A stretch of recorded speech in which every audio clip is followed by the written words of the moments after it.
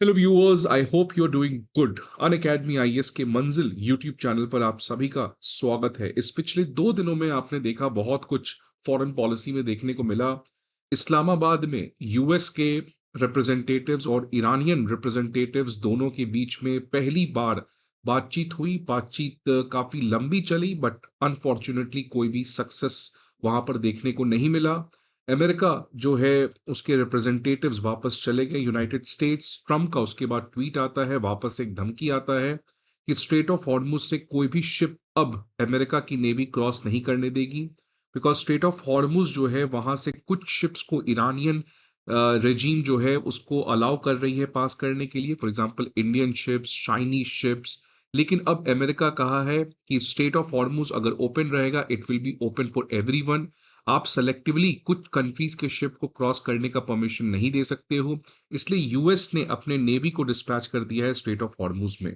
वापस से ईरानियन का हिट बैक आया है कि अगर इस तरीके की कोई बेवकूफी अमेरिका करता है तो Iran will again going to be severely retaliating against the American navy. तो things are again boiling down, things are again becoming tensed, और इसीलिए world needs to prepare for a energy crisis. आने वाले समय में ये जिस तरीके से एक एनर्जी क्राइसिस की सिचुएशन बन रही है, इनफैक्ट बहुत सारे कंट्रीज ने तो ऑलरेडी एनर्जी इमरजेंसी डिक्लेयर कर दिया है। The mediator Pakistan himself has declared energy emergency. बहुत सारे ऐसे कंट्रीज जो हैं आज severe crude oil, petrol, diesel, gas, ऐसे चीजों का शॉर्टेज बहुत बड़े लेवल पर देख रहे हैं।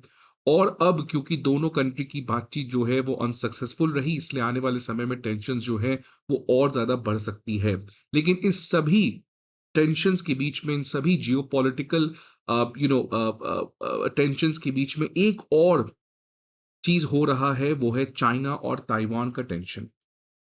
ये दोनों के बीच में टेंशंस जो हैं वो काफी ज्यादा बढ़ गए हैं। और इनफैक्ट एज पर द यूएस इंटेलिजेंस, चाइना का एक डेडलाइन है 2027 का, विच इज नेक्स्ट ईयर, कि चाइना जो है वो ताइवान को पूरी तरीके से अपने अंदर कैप्चर कर लेगा।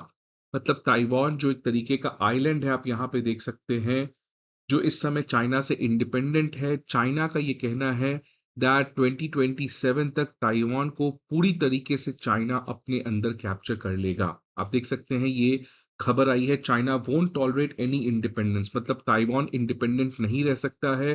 ताइवान जो है वो चाइना का पार्ट था, है और रहेगा। और इनफैक्ट शी जिनपिंग ने यह भी कहा है कि अगर कोई भी कंट्री ताइवान को सपोर्ट करता है या ताइवान के इंडिपेंडेंस को सपोर्ट करता है या ताइवान को एक इंडिपेंडेंट कंट्री बनाना चाहता है चाइना से अलग, then that is like playing with fire. ये आग से खेलने जैसा है। तो एक तरीके से शी जिनपिंग जो है वो एक बहुत ही ज्यादा एग्रेसिव वार्निंग दिए हैं उन तमाम कंट्रीज को जो ताइवान के थ्रू चाइना के लिए प्रॉब्लम क्रिएट करना चाहते हैं।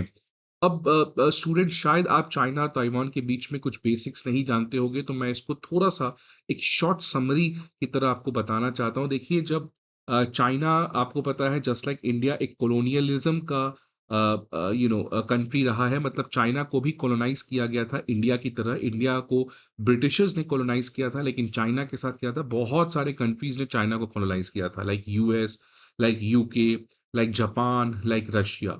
सो दैट्स वाई चाइना को एक ऐसा कंट्री माना जाता है जिसको बहुत सारे कंट्रीज ने कॉलोनाइज किया, अनलाइक इंडिया जो एक ब्रिटिश की कॉलोनी हुआ करती थी। 1939 के लगभग चाइना की जो लास्ट कॉलोनियल पावर थी, मतलब चाइना, जापान जो है वो चाइना को कॉलोनाइज कर रखा था। और बाकी सारे कंट्रीज, यूके, अमेरिका, रशिया, ये सब चले गए थे। लास्ट पावर जापान बच गया था। जापान भी सेकेंड वर्ल्ड वॉर के समय लगभग चाइना से बाहर हो गया। और अब चाइना लगभग इंडिपेंडेंट हो चुका था 1940s तक। चाइना जो है वो अब एक कॉलोनी नहीं रहा था, इंडिपेंडेंट हो चुका था। जैसे ही चाइना में इंडिपेंडेंस हुआ, फिर आपस में चाइना में एक सिविल वॉर स्टार्ट हो गया। सिविल वॉर का मतलब एक ही कंट्री के अंदर दो पार्टी आपस में लड़ ली है। एक तरफ था चाइनीज कम्युनिस्ट पार्टी और दूसरे तरफ था केएमटी, क्यूमिंतांग नेशनलिस्ट पार्टी। ये दो पार्टी हो गए।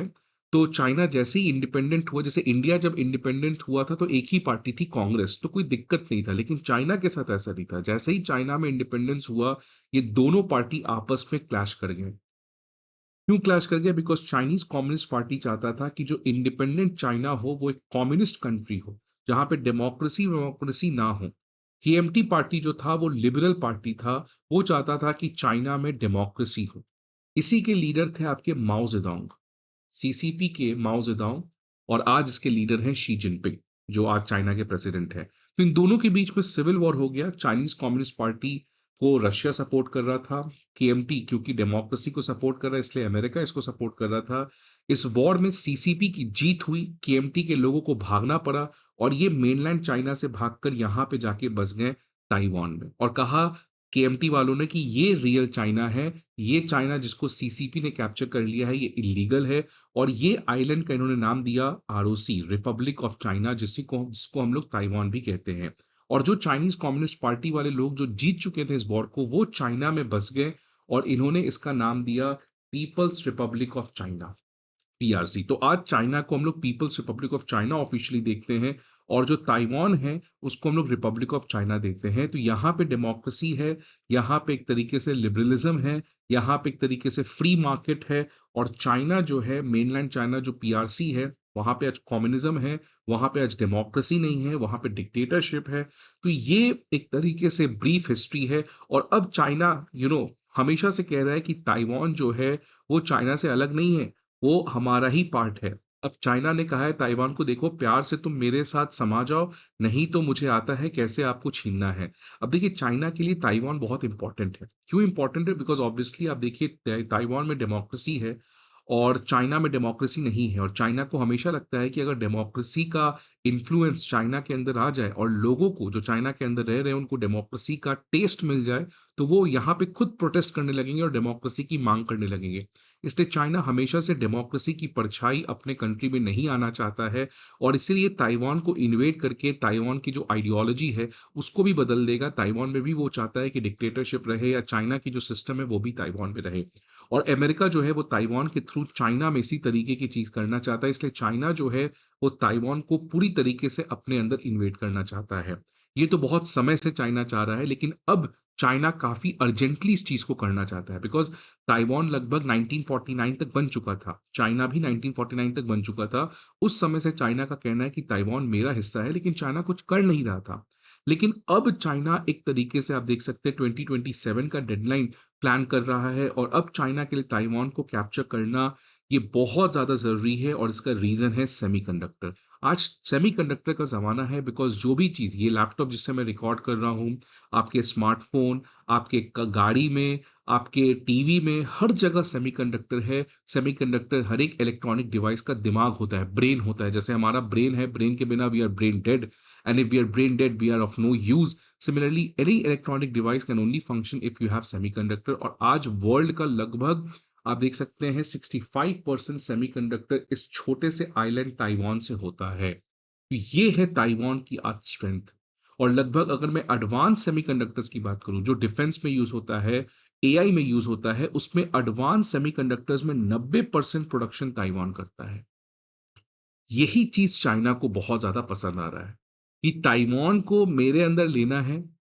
ये तो बहुत समय से चाइना सोच रहा है, लेकिन अब चाइना इस चीज को अर्जेंटली करना चाह रहा है, because if China is able to capture Taiwan, China is able to invade Taiwan, then not only Taiwan की आइडियोलॉजी चाइना खत्म कर देगा, बट इस वर्ल्ड का सबसे इंपॉर्टेंट एसेट जो है ताइवान के पास है, 65% सेमीकंडक्टर, 90% एडवांस में, ये चाइना कैप्चर कर लेगा। और उसके बाद आप समझिए वर्ल्ड में क्या कर सकता है चाइना, क्योंकि इंडिया तो ताइवान से ही खरीद रहा है।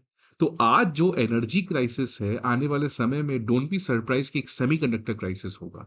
और सेमीकंडक्टर के साथ दुर्भाग्य ये है, अनलाइक क्रूड ऑयल, कि क्रूड ऑयल तो आप यहां से नहीं खरीदेंगे, वेनेजुला से खरीद लेंगे, रशिया से खरीदेंगे, बहुत सारे पार्टनर्स हैं, बट सेमीकंडक्टर पूरा कंट्रोल्ड है चाइना के द्वारा।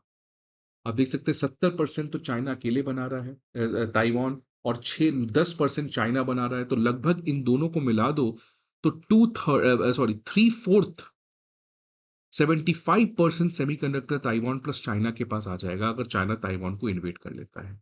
और इसीलिए प्राइम मिनिस्टर मोदी भी अब सेमीकंडक्टर को लेकर काफी ज्यादा प्रोएक्टिव पॉलिसी ला रहे हैं वो, और उन्होंने कहा है कि oil was black gold 20th century में, और 21वीं सदी आज 21st सेंचुरी में semiconductor chips are the digital diamond.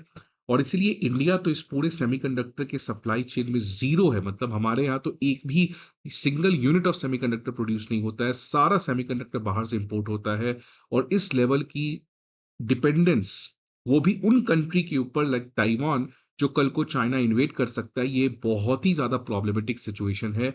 और इसीलिए आप देख सकते हैं 12 मार्च की खबर है लास्ट महीने की, India 1 lakh crore fund launch कर दिया लोकल सेमीकंडक्टर मैन्युफैक्चर करने के लिए।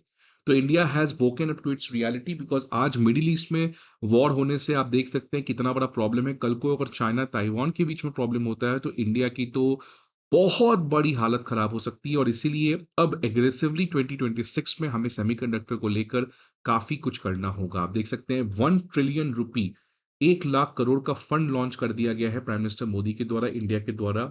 डोमेस्टिक सेमीकंडक्टर मैन्युफैक्चरिंग को बढ़ाया जाएगा। ये बेसिकली 12 मार्च जो लास्ट मंथ इस तरीके की फंड को लॉन्च किया गया था। ये केवल इंडिया ही नहीं कर रहा है, इनफैक्ट यूएस, यूरोपियन यूनियन, हर एक कंट्री जो है वो लोकल चिप मेकिंग कैपेसिटी को बढ़ा रहा है, because everyone is preparing for that worst scenario कि चाइना जो है वो ताइवान को इन्वेड करे।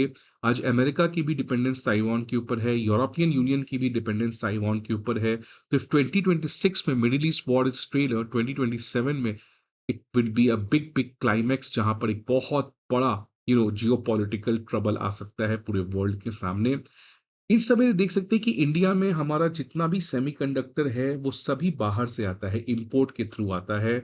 मतलब हमारे यहाँ सेमीकंडक्टर की मैन्युफैक्चरिंग नहीं होती है, लेकिन जो सेमीकंडक्टर का डिजाइन है वो ऑलरेडी इंडिया में काफी होता है। मतलब डिजाइनिंग का मतलब इलेक्ट्रॉनिक डिवाइसेस बहुत तरीके के होते हैं, उन सभी इलेक्ट्रॉनिक डिवाइस में सेमीकंडक्टर कोई एक सिंगल डिज़ाइन का यूज़ तो नहीं हो सकता, हर एक में अलग-अलग यूज़ होगा, तो किसमें कौन से यूज़ होगा इसका डिज़ाइनिंग इंडिया में होता है, बट मैन्युफैक्चरिंग इंडिया में इस समय ज़ीरो है। तो सेमीकंडक्टर के सप्लाई चेन में we have a very small role with respect to designing, but we are not producing even a single semiconductor unit in India. अब गवर्नमेंट ऑफ इंडिया ऐसा नहीं कि कुछ कर नहीं रही है, बहुत सारी चीज़ हमने किया। इनफैक्ट इंडियन सेमीकंडक्टर मिशन हमने लॉन्च किया, बजट 2026 में सेमीकंडक्टर मिशन 2.0 लॉन्च किया, इसके ऊपर मैं कभी आपको और भी बताऊंगा। 2025 में last year special economic zone में इस तरीके के यूनिट सेमीकंडक्टर के आ सके उसके लिए अमेंडमेंट किया गया। सेमीकंडक्टर में काम करने के लिए जो लोगों के पास स्किल चाहिए उसके लिए future skills program prime program launch किया। यूएस के पैक्स सिलिका और यूएस ट्रस्ट इनिशिएटिव को हमने लॉन्च किया कि कैसे डेमोक्रेटिक कंट्री इस चाइना के ताइवान और चाइना ताइवान के सेमीकंडक्टर के डिपेंडेंस को कम कर सके। इसीलिए दोनों कंट्री ने टाई अप किया, इंडिया और यूएस ने। बहुत सारे सेमीकंडक्टर प्लांट्स आप देख सकते हैं असम में, गुजरात में, यहाँ पे आ रहे हैं। लेकिन सेमीकंडक्टर ऑल्दो हम लोग बहुत प्रोग्रेस किए हैं, बट सेमीकंडक्टर बनाना अभी भी इतना आसान नहीं है, उसके बहुत सारे चैलेंजेस हैं। सबसे पहले सेमीकंडक्टर बनाने के लिए जो फैक्ट्री चाहिए उसमें काफ़ी खर्च लगता है। बहुत ज़्यादा clean water and stable power supply, आप देख सकते हैं millions of litres of clean water. जो वर्कफोर्स है वो बहुत ज़्यादा स्किल चाहिए, रिस्की है बहुत ज़्यादा, बिकॉज़ बहुत सारे ऐसे कंट्रीज़ हैं अक्रॉस द वर्ल्ड वो सेमीकंडक्टर मैन्युफैक्चरिंग में इन्वेस्टमेंट किए हैं, बट उस इन्वेस्टमेंट से रिटर्न करना, प्रॉफिट अर्न करना ये बहुत मुश्किल है, because you are competing with one of the world's best country जो सेमीकंडक्टर को फाइनेस्ट प्रोड्यूस करता है, व्हिच इज़ ताइवान। अब आप देख सकते हैं कि उस स्केल पर जाके उस कंपटीशन में क्या इंडिया compete कर पाएगा, हमारे कंपनीज। सेमीकंडक्टर को बनाने के लिए प्रिसिजन इंस्ट्रूमेंट्स चाहिए, और इनमें जो रॉ मटेरियल है क्रिटिकल मिनरल्स लाइक सिलिकॉन, वो भी इंडिया में नहीं है, इंडिया सब कुछ बाहर से इंपोर्ट करता है। तो इंडिया उसको बनाने का सामान नहीं रखता है, सिलिकॉन। इंडिया एक भी सेमीकंडक्टर नहीं बनाता है, तो ये बहुत बड़ी प्रॉब्लम है। इसलिए अगर हमें सेमीकंडक्टर में आत्मनिर्भर बनना है, if India needs to produce semiconductor, then उसके बनाने के लिए जो रॉ मटेरियल है वो भी हमें अपना ही चाहिए। सो ये एक 2027 में काफी ज्यादा प्रॉब्लम आ सकता है, एंड दैट्स व्हाई 2026 में इंडिया की गवर्नमेंट को एग्रेसिवली सेमीकंडक्टर में आत्मनिर्भर बनने का प्रयास करना चाहिए। आपके क्या सजेशंस एंड व्यूज है friends? Please let me know the comment box. I hope आपको ये वीडियो अच्छा लगे।